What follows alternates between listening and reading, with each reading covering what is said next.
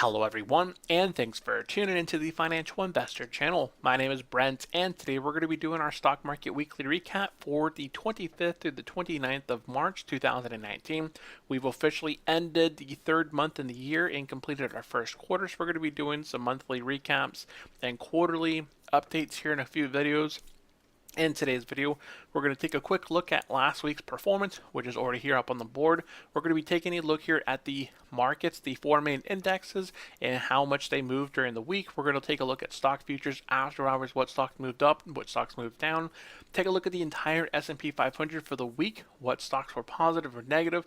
I know I didn't perform as well as the markets, but you can see here that I performed up last week in comparison to all the indexes. So, tomato, tomato.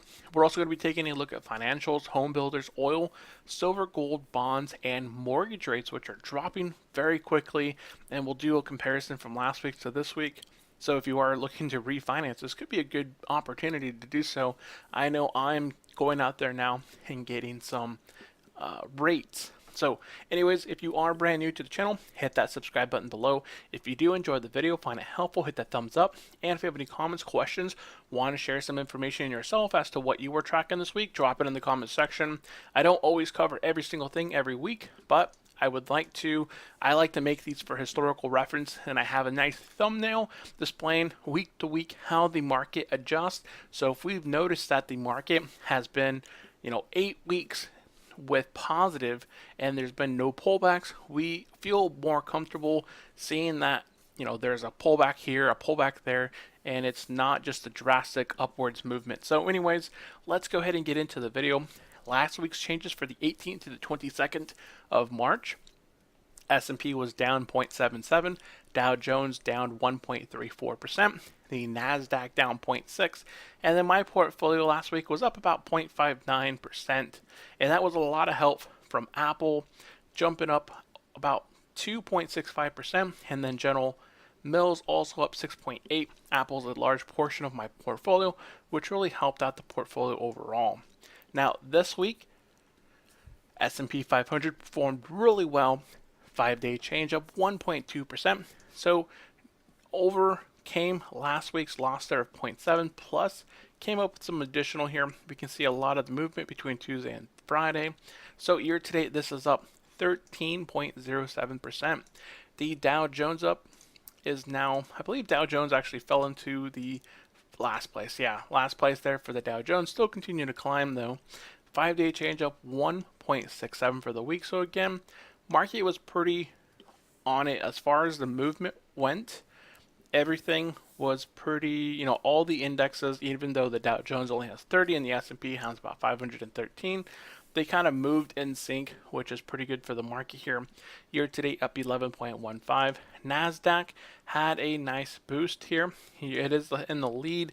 Currently, year to date, it overcame the Russell 2000 as the Russell fell back a few weeks ago. So the Nasdaq up 1.13%. I know Lyft IPO this week on Friday. That was a lot of news here on Friday, getting hyped up in the news. I don't partake in IPOs. So I have been watching a few other channels covering Lyft and their loss of bleeding cash. But anyways, Nasdaq here is the winner currently. Year to date up 16.49%. And the Russell is in second place currently with a 2.25% change for the week. Year to date up 14.18. This one has been getting slammed just within the last few weeks here.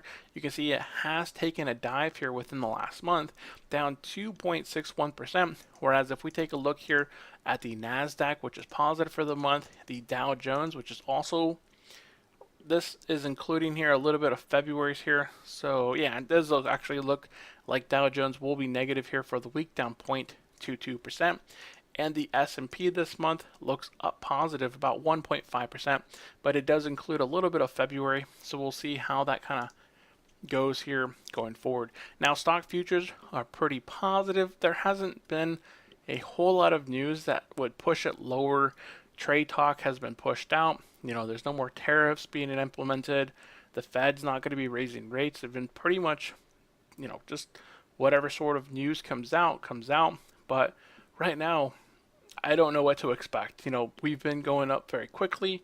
You can see here, 3 months in, we're up 13%, Dow Jones 11, NASDAQ 16. Could we expect a bit of a pullback? I'm not sure. We could. I think that would be reasonable. So stocks here, some of the most active stocks here in the after hours. We have Bank of America down after hours, Disney up zero point 0.2, Microsoft up 0.07, Visa 0.24, Facebook, interesting there, up 0.03, Altria down here a little bit in the after hours 0.05. And yeah, couple not too much like tech and financial. That's what I like to look here. Financials, JP Morgan. So here in the after hours, we have a couple financials basically flat there on Bank of America, JP Morgan bouncing nicely. So kind of interesting there. Friday was a very positive day, unless you own Wells Fargo and a few others in the materials and oil and gas. They were a bit negative here for the Friday, but overall for the 1 week performance here, we can see the overall S&P 500 pretty much green. Google down 2.55%. Texas Instruments there down 3.29. Apple didn't really help out my portfolio, so that's kind of what dragged my portfolio not really as high, but what helped me out last week because Apple was up some 6%. So Apple taking a bit of a cool off this week, completely normal here, down 0.58% for the week. Activision Blizzard, I actually think they're doing fairly well after they hit their bottoming out point at $40. I know I posted over on Facebook that they don't generally fall below that $40 point, and I think that was a good buying opportunity. I think one of my friends here locally bought into Activision Blizzard around that $40 to $41 range, so he's doing pretty good there. We also have healthcare coming down for the week, so CVS down 3.77% for the week. Anthem down 4.82, and Humana down 2.42. Utilities were pretty positive last week, whereas the rest of the market was pretty much down. This week, the rest of the market's pretty positive, and utilities are basically kind of either flat or down about 0.5% to about a 1.5%. So, they toss and turn there, and that's pretty good. So moving on, financials positive this week again. So if you're looking over here in the financial area, JP Morgan, Wells Fargo, Bank of America, Citigroup, all pretty positive for the week. So that helped out the markets. They have been on a bit of a negative teardown here for the week. For the year. They're not performing as much as the market, even though they took a big hit last year. During the basically 2018 as a whole, they were getting slammed left and right. So here for the 5-day change, up 1.46%. Year to date, up 7.93. I've seen a couple investors beginning to jump into Bank of America, JP Morgan, Wells Fargo, and a few others just to kind of buy into that financial sector, hoping that it kind of recovers. But at the same time, with rates being kind of flat, not going to be raised higher as expected, that kind of, I believe, I don't know how, I think they may be just kind of where they're at. With rates going higher, that would mean they'd get more money when they issue out loans at a higher rate, but because rates are actually coming back down, that could be kind of a negative in their kind of field here. So semiconductors down for the week 0.28%. Didn't really affect the NASDAQ. I would think that the semiconductors being a little bit negative for the week, the NASDAQ wouldn't have performed as well, but NASDAQ here, you can see up 1.13%. What was that? Home builders up 2.31. Oil up 2.2. The dollar, the stock market going higher generally means that the dollar goes lower, but the dollar actually climbed from that 96.64 point to 97.21. So it's kind of interesting. I don't really see the dollar going higher when the market's going higher, and that could be a very interesting thing. So dollar climbs into the quarter end. Sterling near 6-week lows after Brexit deal rejection. So that could be something that kind of played a part into there. A couple interesting articles. If you guys ever check out MarketWatch, they have some really good ones when it comes to the dollar. So silver and gold got pretty much hit this week. Silver down 1.87%. You can see that anytime that silver breaks that $14 point, it gets bought up. So here, it looks like, I don't know if this is positive or negative movement, but this volume caused the silver to kind of drop off, and then it closed low for the day down 1.75, and it gapped up higher for the day. So generally these gap ups get filled and silver retraces back down to hit that gap point of around $14 and some change before kind of coming back higher. We'll see how this kind of plays out. I don't know if silver can go any lower here. It is down year to date 2.34%. Gold is basically flat now in the year, up 0.63%. I know a lot of investors are hedging their portfolio, buying up silver and gold to kind of hedge them against their portfolios tanking here with their equities, but the stock market has actually performed really well. So, if you sell out of your stocks back in November, December in the negative, buying into gold and silver as a hedge, and then gold and silver are underperforming while the rest of the market is taken off, you've already missed out on nearly 10 to 15% recovery there from those lows. So, kind of an interesting thought there. So, gold for the week down 1.58. Bonds actually positive this week, 0.31%. Year to date up 2.49%. I don't generally see bonds up, over 2% for a year. So it's kind of interesting that bonds have been getting a lot of movements here recently. So the bond rates from last week, let's take a quick look at my notes here, my screenshots. So currently we're looking at a 3-month of 2.33. Last week it was 2.4. So the 3-month is continuing to drop here. 5-year is currently 2.24. Last week 2.26. Not too much of a drop. 10-year 2.41, last week 2.46, 30-year 2.82 currently, last week 2.89%. So rates, treasury yields are dropping. That's because the bond is rising higher, causing yields to go lower. Now the main thing here that I've been looking at is the national average for getting a loan. If you go out there and get your mortgage, if you're trying to get a rate locked in, lock in now a rate really low, and then if it adjusts lower before you actually finalize your thing, you can go ahead and lock in at a 4.125% somewhere, and then if rates continue to drop down lower, then you'll take advantage of that lower drop. But if they rise, then you are not going to be rising with it because your rate is locked in unless it goes down lower. So make sure, always ask, hey, I'm locked in, but can my rate adjust lower if rates continue to fall in the next few weeks? I'm looking to refinance my duplex, but I am trying to lock in right now at these lower yield rates as they continue to drop, and we'll see where I get refinanced at. That'll be a fun little deal, and that is pretty much it. So last week's rate, and I could tell you the rates are dropping, but last week's average rate was 4.34%, whereas now it is 4.19. So that's a difference of around 0.2, almost 0.2, but still that is a quite a big drop there for mortgage rates.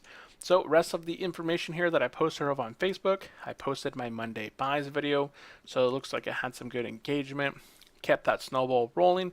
So yeah, I got paid out some dividends last week by CenturyLink, paid out Monday, was not expected that, so it stayed in cash, but Avery Dennison got reinvested along with my weekly deposit there, buying up AbbVie, Caterpillar, Main Street Capital, AT&T, and Walgreens. I believe Walgreens was a brand new investment into the M1 Roth IRA portfolio. I know I added another stock over in my Merrill Edge account. I had some cash, so I posted that over on Facebook as well.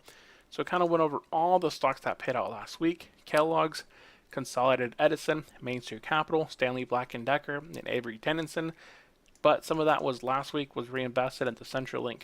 I posted a video about the best checking account out there, but unfortunately when I signed up for this to try it out, they said that it requires a T-Mobile wireless plan, which I do not have, so I'm not going to be depositing cash into it, and we'll kind of see how that kind of goes out.